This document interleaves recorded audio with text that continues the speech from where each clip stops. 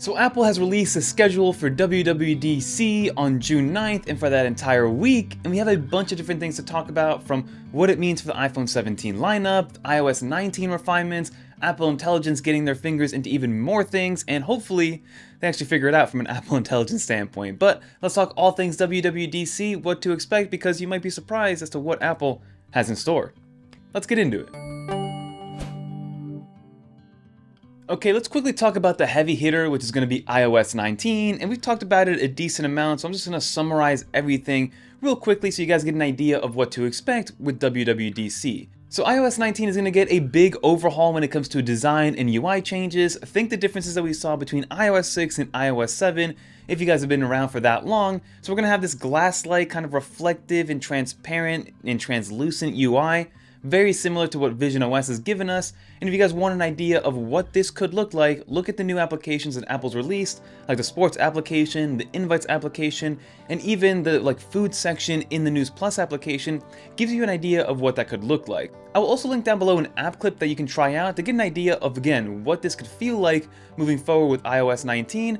And what I like about this is that the refresh look might not change a lot functionally, albeit it will change some things, but the refresh look will just make you feel like you have a new iPhone when you're not actually upgrading any hardware, which is one of the beautiful things about WWDC and these iOS updates. So let's see exactly what that brings. And then of course we're going to get a bunch of Apple Intelligence goodies, which again, they did promise a lot with iOS 18, they promised a lot with the iPhone 16 lineup and being built from the ground up for Apple Intelligence.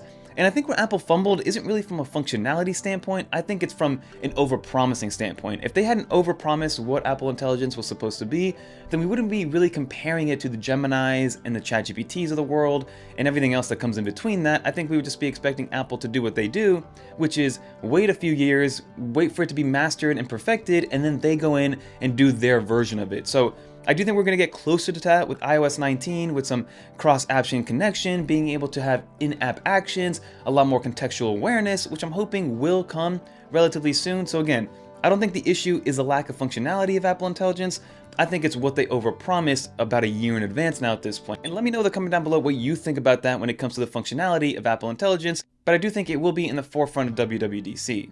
But now before we continue, definitely consider subscribing to the channel if you want more information like this in the future, and leave a comment down below about what you expect from WWDC and what you're yearning for the most. Because for me, it has to be iPadOS 19 and all the promises that are coming with that. So again, iPadOS 19 should also get that visual overhaul, meaning that it'll feel different and it'll feel newer to begin with, which is something we haven't felt with iPadOS 19 since its inception back with iPadOS 13. But there have been some rumors talking all about the iPad Pro specifically getting a more pro-level feature set and making it feel more MacBook-like or more macOS-like at the end of the day.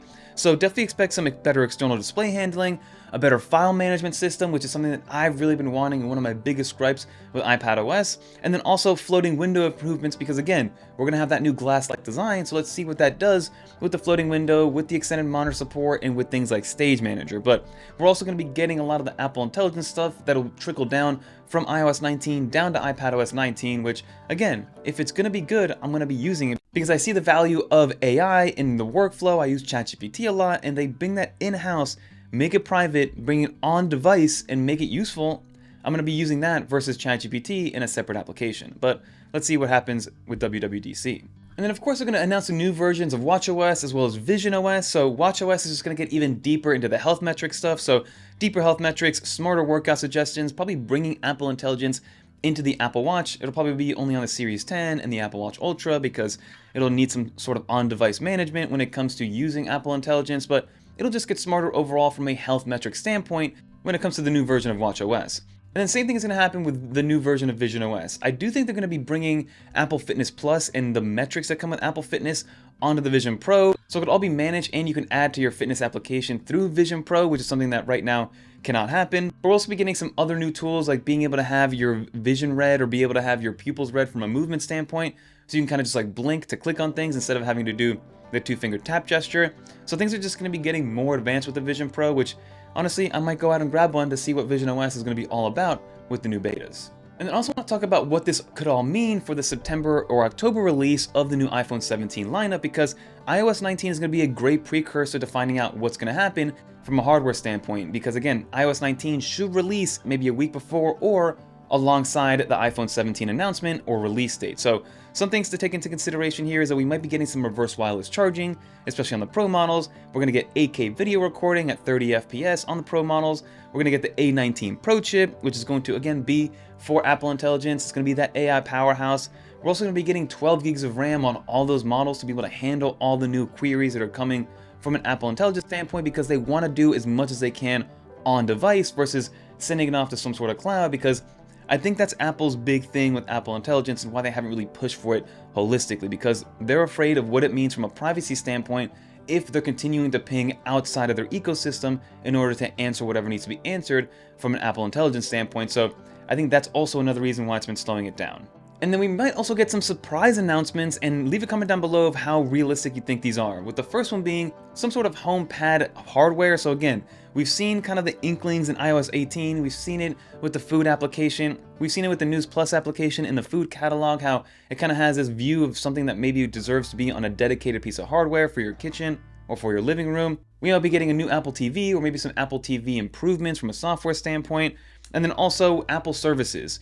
I think Apple could have a paid tier of Apple Intelligence moving forward to a certain extent. I know that right now you can kind of pay for ChatGPT Plus through Apple Intelligence through the settings, but I think since everybody like Google, like ChatGPT, like Grok, they all have this paid kind of super ultra service, and also like Samsung, they'll be doing something similar, but let's see if they make us pay for Apple Intelligence and to what degree, and what the free version versus paid version is going to be, which I know people will get pretty upset about, but let's see and give them a chance to market this to us a little bit to see if it's something that we will value at the end of the day. But that'll do for this video, everybody. I'm super excited for WWDC. We're definitely gearing up. We're about 2 weeks away from the big announcements to really be coming in, so definitely get subscribed. We're going to be covering everything as accurately and as quickly as we can to keep you guys in the know of what to expect with iOS 19. But if you made it to the end, leave a little dolphin in the comments down below so I know you made it to the end.